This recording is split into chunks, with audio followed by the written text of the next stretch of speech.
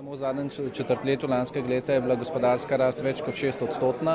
To dokazuje, da politika, ki jo vodi vlada, je pravilna. Mi želimo na področju gospodarstva predvsem dvigati na področju mednarodne konkurenčnosti položaj Slovenije. To pomeni, da Slovenija napreduje hitreje kot druge države. In eno od teh področij, na katerem je bil nedvomno narejen strukturni premik v času te vlade in kjer je potrebno zadeve nadgraditi in dopolniti, je pač spodbude za tako domače kot tuje investitorje.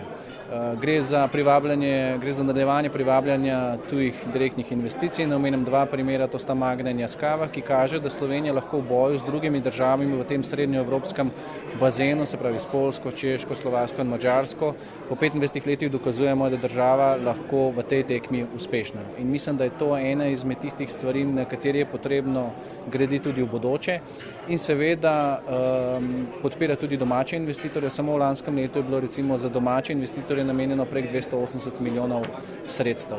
To je seveda tudi najboljša zaposlovalna politika, kajti nova delovna mesta, dobro plačana delovna mesta je tisto, k čemur stremi stranka SMC.